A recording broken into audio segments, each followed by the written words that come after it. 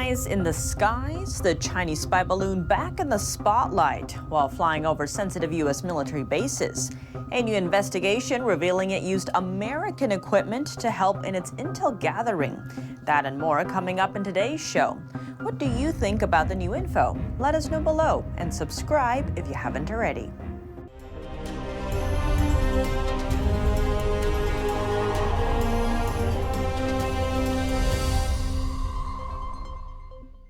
Welcome to China in Focus. I'm Tiffany Meyer. China news may seem chaotic. With so much information swirling in the news, we want to offer you a look at the bigger picture to help you make sense of the details.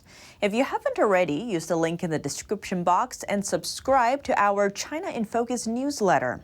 On top of offering the highlights of what's going on, it also gives the much-needed context behind those stories.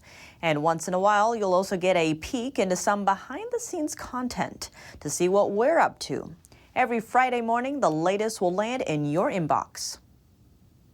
Remember the Chinese spy balloon that flew all over the U.S. early this year? Now the Wall Street Journal is adding a more concerning detail. The balloon used U.S. tech to spy on Americans. That's according to initial findings from an investigation which looked into the debris retrieved 5 months ago.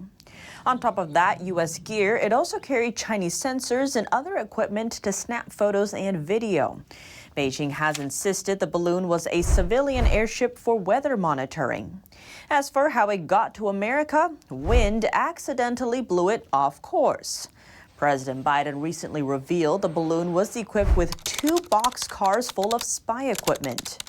The new revelation added fresh uncertainty to the already fraught U.S.-China relations, with the spy balloon largely stoking that fire. Here's a refresh on what happened.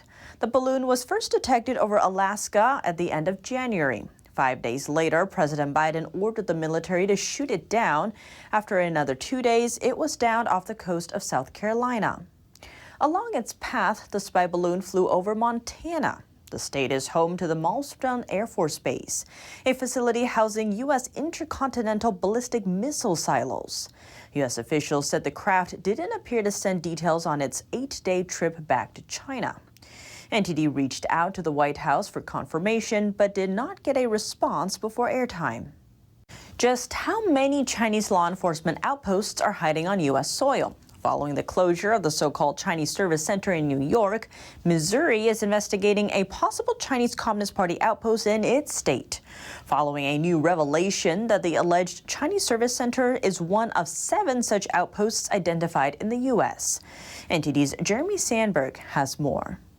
Congresswoman Ann Wagner notified Missouri's Attorney General about the Chinese Service Center last week. She tweeted out at the time, "The Chinese Communist Party has been trying to expand its influence globally, and we must put a stop to any efforts to gain a foothold in America." Wagner is the U.S. representative for Missouri's 2nd Congressional District. Chinese state media reported there are at least 7 of the so-called overseas service centers operating in the U.S. They are in St. Louis, Missouri, St. Paul, Minnesota, Omaha, Nebraska, Charlotte, North Carolina, Houston, Texas, Salt Lake City, Utah, and San Francisco, California. The centers are run by a Chinese regime intelligence service called the United Front Work Department. Missouri AG Andrew Bailey replied to Wagner on Wednesday and vowed to immediately investigate the matter. Bailey called the possibility of a CCP outpost in the state deeply concerning and acknowledged the threat posed by the CCP is very real. The centers work with China's Ministry of Public Security. The DOJ has asserted the ministry conducts covert intelligence operations in the U.S. That includes illegal transnational repression schemes. Other GOP lawmakers also expressed concerns about the CCP service centers last week. Senators John Cornyn, Pete Ricketts, and Deb Fischer say they are communicating with the FBI about the centers. Jeremy Sandberg, NTD News.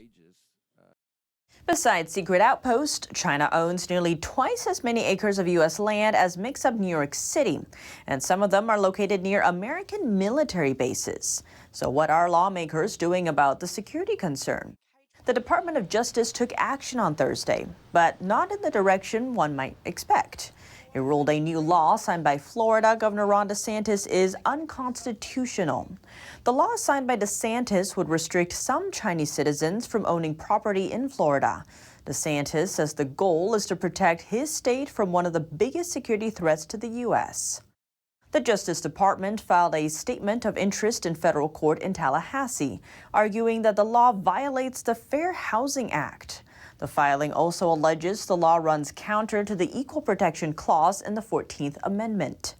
DeSantis is running for the Republican nomination for president.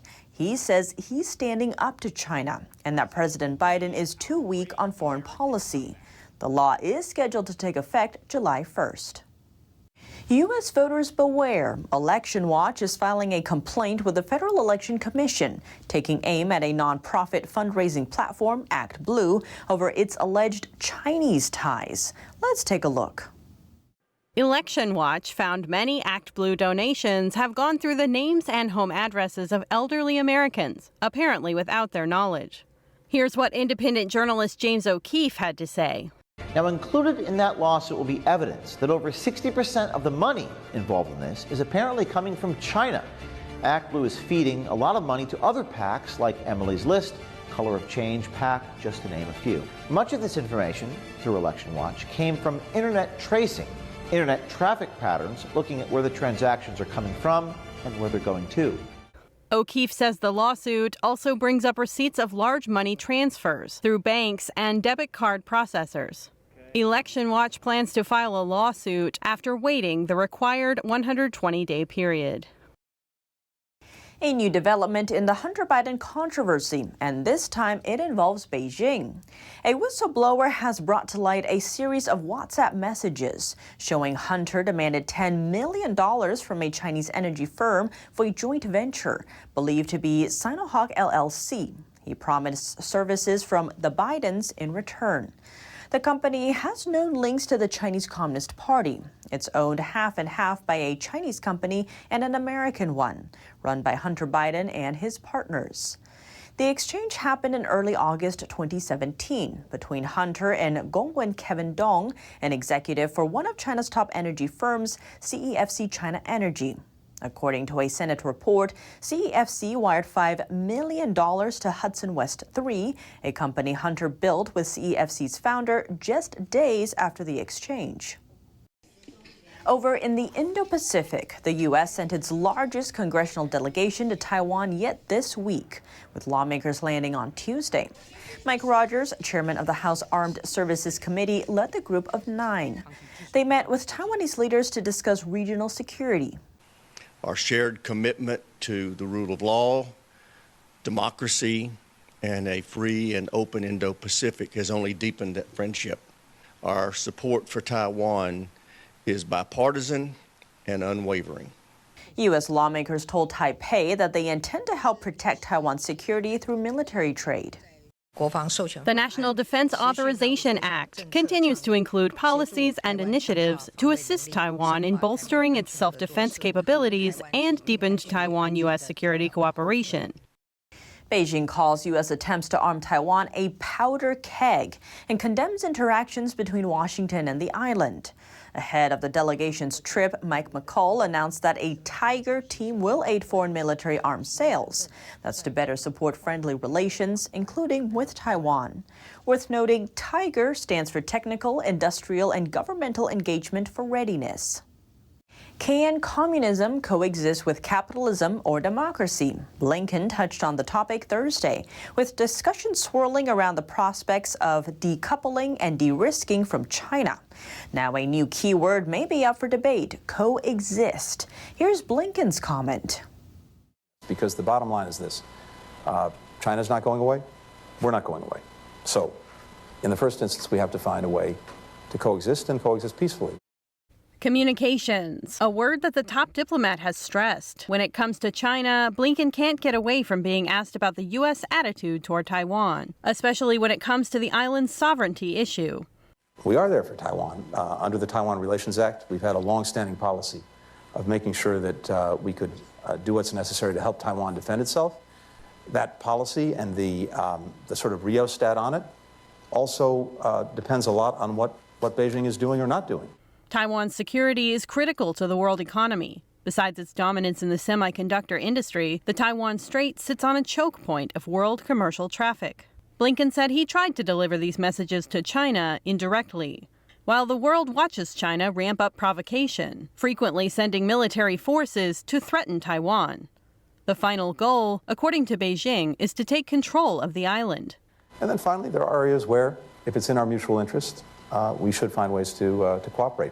Beijing has long played the role of Washington's biggest competitor, as well as its biggest trade partner.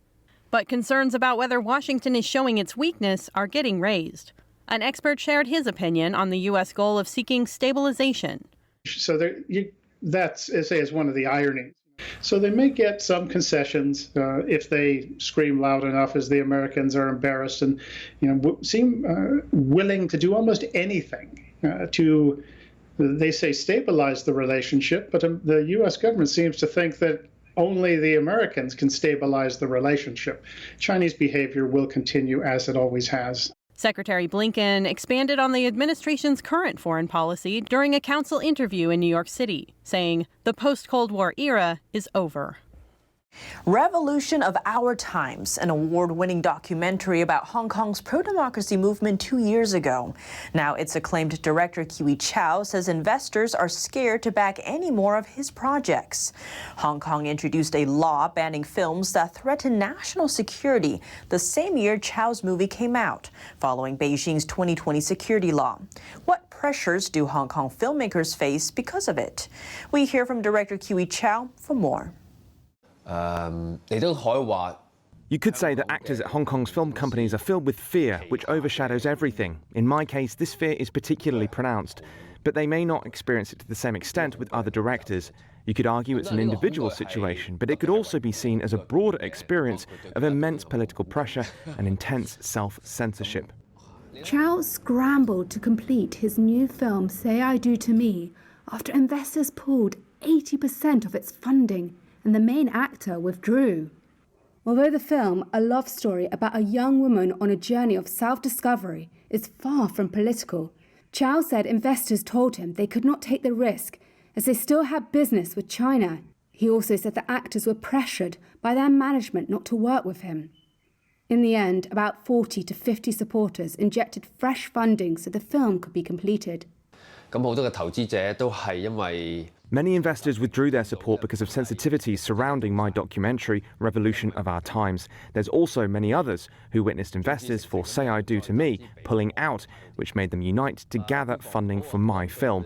Despite the disappointing box office performance, I can't help but feel a sense of unease about those investors. Since the censorship law was introduced in October 2021, a Reuters tally shows at least 21 movies and short films have had scenes cut or their release blocked by Hong Kong's Office for Film, Newspaper and Article Association. In an email statement, the office said it had processed about 5,000 applications for film classification since January 2021, denying approval for public exhibition to 6 of them. It declined to comment on individual films. Meanwhile, Culture Secretary Kevin Yeung has previously warned that government funding would not be allocated to film projects that might infringe upon the national security law.